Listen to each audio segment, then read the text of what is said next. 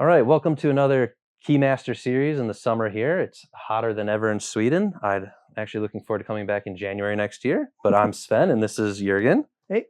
And we want to go over the PKI components and how you architect those in today's PKI. Yeah, that's a topic we sort of address more and more and have conversations around. So yeah, because you have these main components like the CA, RA, registration authority where you request certificates, and the VA where you validate them, serial OCSP typically. Exactly. And we like to separate those out into the different roles. That way we can have what's called the defense in depth. So that way traffic comes into the CA or VA, or nope, to your VA or RA, and then it never actually comes to the CA. That way you have those layers. So if something actually got compromised at the RA or VA level, it doesn't end up ruining the CA or compromising that to lower your blast radius, I guess we'd say. Yeah, exactly, because nothing communicates directly with the CAs. You have these as a fronts, which is a good thing. Both for, like I said, security in depth, separation of sort of the components, and also if you're going to do multi-data centers, hybrid cloud. And that's, a great one. So how do you handle today if I want to run my PKI on-prem, but I want to have revocation or enrollments up in the cloud?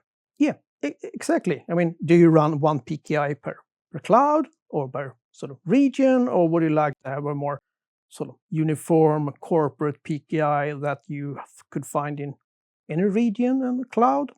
I think that's attractive. Yeah, and having that ability to then migrate those roles, where if CA's on-prem or put RAs and VAs out in the cloud, or maybe you have a CA in the cloud, but then you need to keep RAs and VAs on-prem because of old legacy stuff. You need the flexibility like that. Yeah. So when you're designing that, you want to make sure those components can be separated out to have that flexibility in a design. Yeah. I mean, you know a lot about this as well. I mean, how do major corporations do that if you separate RA/VA into like hybrid clouds? Do they do software or containers, or I mean, because you could be more flexible too, yeah, exactly. Yeah, and scaling. And I find a lot of that depends on their comfort level of their skill set, whether they're there. I mean, honestly, today a lot of it though is going more towards container. Yeah, I'm seeing more and more deployments requesting for Helm chart to be able to deploy in cloud A, B, or C like that. Exactly, A, B, C, and then you think we're done. No, there's a cloud D as well. Yeah, there's always a new cloud. Okay, I mean, it's containers, but pretty much sort of supported everywhere. And I mean, that also takes care of the scaling side as a container, because with the Kubernetes, you can get the auto scaling side of it. Yeah. Which is really great, versus before you'd have to have some automation in place to spin up another instance in the cloud and either have it provision database and the peering or whatever you're doing to set the replication up to get data or the connection to the CA, right?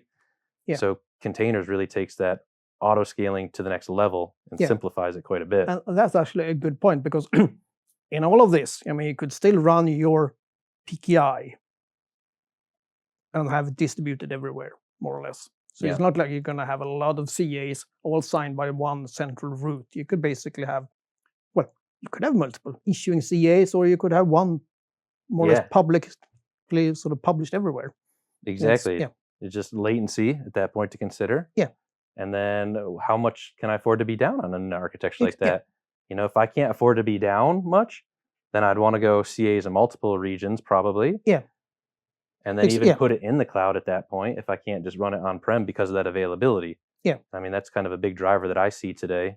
I'm sure you probably see it too. Yeah. I mean, if you have follower sons, you always have to be online. I mean, but some people sleep somewhere, so that would give you a room of maintenance window.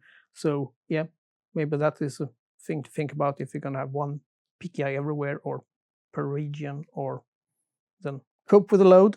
I mean, if you're going to do OCSP, I mean, you better respond when someone is sort of requesting an OCSP. Kind of a good thing. So yeah, so revocation never hurt anybody. Exactly. So you need to be there, and you could spin it up when you need, whenever you deploy in your cloud or region or whatever.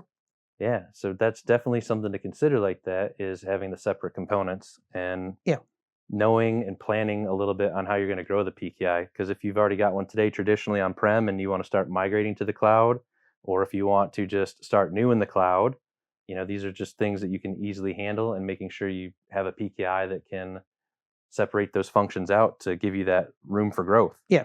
The whole, crawl, walk, run type thing. Exactly. Right? Yeah, that's a good point. Yeah.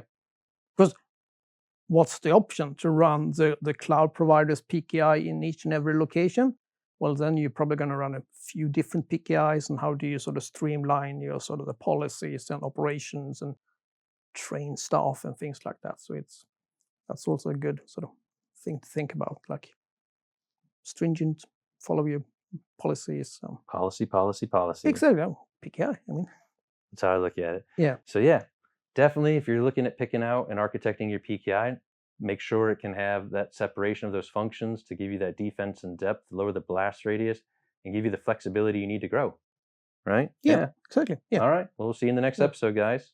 Ciao.